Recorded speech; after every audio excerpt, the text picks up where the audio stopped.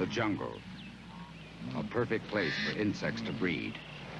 And a perfect place to prove the effectiveness of Raid Yard Guard Fogger, the backyard fogger that's jungle tested.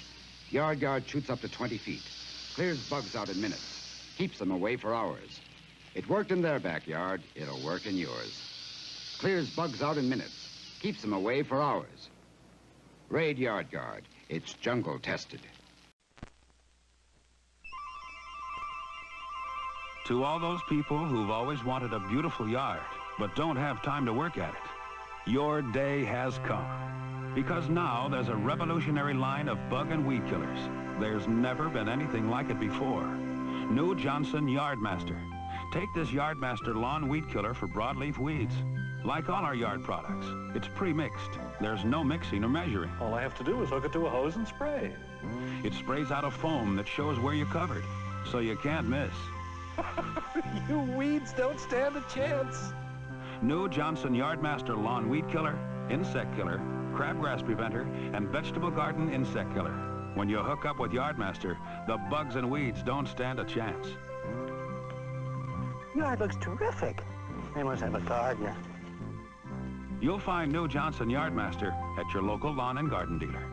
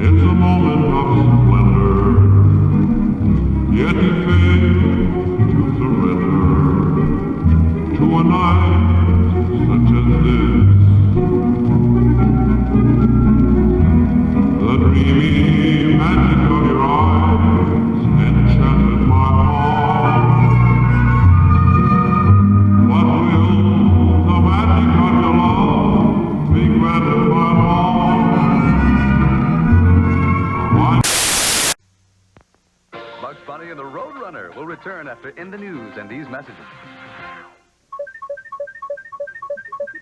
In the news, lakes without life. New York's Big Moose Lake is one of hundreds of lakes that are dead or dying. Fish and plant life are being killed off by contaminated rain. We'll be back with acid rain in the news. Sponsored by the many fine products of General Foods. Alfie, the bees are missing from Alphabet. Nancy McEvil again. Get him, Alfie. Post-alphabet cereal, part of this nutritious breakfast. It's doggone good. Rainy day. Wait a second. Here's an animal alphabet poster and stamps from A to Z. Zebra. Zebra. A poster and one of 2 sets of stamps in specially marked boxes of post-alphabet cereal for rainy day or any day fun. And now, acid rain in the news. Acid rain looks, feels, and smells like any other rain. But the water in acid rain carries poisons like sulfuric acid. That acid and its effects have been blamed for killing fish and plant life in hundreds of lakes in the northeastern United States and Canada. Scientists say the acid rain starts with factory smokestacks and exhaust from cars and trucks. Those fumes mix with moisture in the air. The mixture, they say, forms high over the Midwest, then falls back to earth as rain in the east. Acid rain has made the water in some lakes too acidic for fish to survive. Big Moose Lake in upstate New York looks great from the surface, but underwater is another story. About 30 years ago, residents started noticing that fish in the lake were dying. Today, very few fish survive there at all. Dr. Dwight Webster, a scientist at Cornell University in New York, has been working on breeding a strain of brook trout that's better adapted to surviving in acidic lakes. But he says his work can only provide a short-term solution. A report delivered this week to the head of the Environmental Protection Agency is believed to say that the best way to reduce acid rain is to force factories to cut back the sulfur dioxide that comes out of their smokestacks. I'm Doug Poling with continuing concern over acid rain in the news.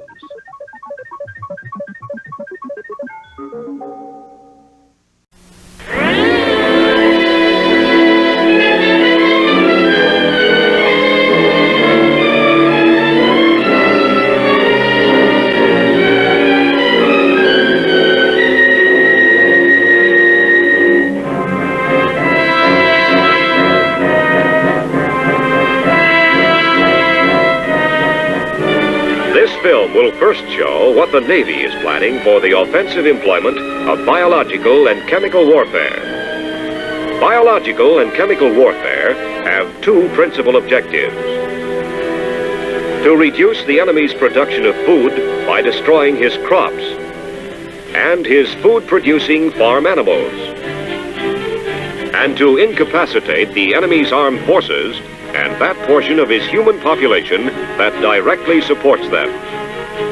The Navy is preparing to accomplish these objectives with both biological and chemical agents. The Department of Defense has assigned primary responsibility to the Chemical Corps, U.S. Army, for basic research in biological and chemical agents and for their production in the quantities needed by the joint services. The Navy, therefore, is primarily concerned with delivery of these agents to the areas ordered for contamination, and the dispersion of the agents in such form and concentration as to accomplish the desired objectives. Where can the Navy attack? As long as the Navy commands the seas, it can deliver a biological or chemical attack anywhere on that 3/4 of the Earth's surface that's covered by water. And its carrier-based aircraft can strike hundreds of miles inland from any coastline and attack a large portion of an enemy's population, shipping, and industrial centers. The Navy can deliver and disperse these agents in 3 ways: from the air, from the surface, and from below the surface. Navy delivery and dispersion of the agents started with tests made in 1950. A rather crude spraying system was installed on a mine layer, which in September of that year secretly cruised off California and sprayed some 50 gallons of biological simulant along a track 2 to 5 miles offshore. Within an hour, the simulant had been carried ashore by the wind. Sampling tests indicated that about 48 square miles of heavily populated area were contaminated. Had an infectious agent been used in the spray, there might have been 210,000 casualties. With that experiment successful, the southeast coast of the United States was selected for a larger scale test. The rather flat terrain would be favorable to wide dispersion of wind-borne particles. But wide dispersion, of course, would depend upon the existence of the proper weather conditions. After extensive studies, it was determined that a track along here, from 5 to 15 miles offshore, should do the job. Accordingly, in April 1952, the USS Tercel cruised along some 100 miles of coastline, spraying 250 pounds of fluorescent tracer particles. The operation lasted about 8 hours. Sampling tests made throughout North Carolina, South Carolina, and Georgia indicated that an area of some 20,000 square miles received these particles, proving that it is possible to contaminate extremely large land areas by releasing sprays at sea under the proper weather conditions. In an actual attack, the spray would be released from either a submarine submerged to periscope depth or from an aircraft cruising at low altitude.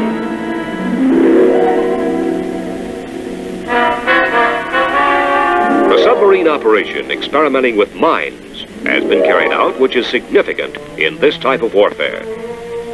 The mine used was similar to the Mark 10-3, which the submarine service is accustomed to planting.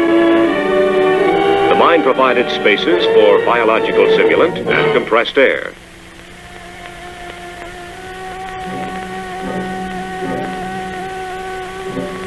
It also incorporated timing devices for releasing the mine from its mooring and for starting the spraying action.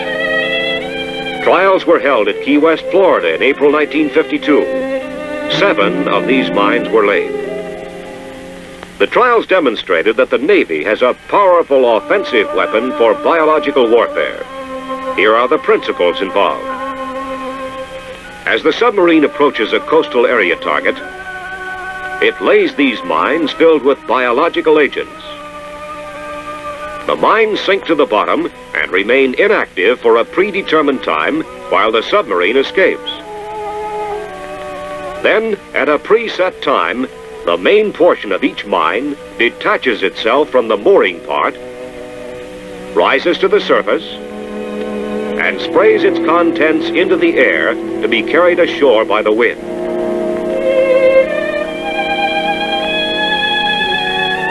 The Key West trials show the feasibility of using this type of mine for contaminating coastal areas. And inland areas can be brought under biological attack by laying similar mines from aircraft in bays and inland waterways. Other tests have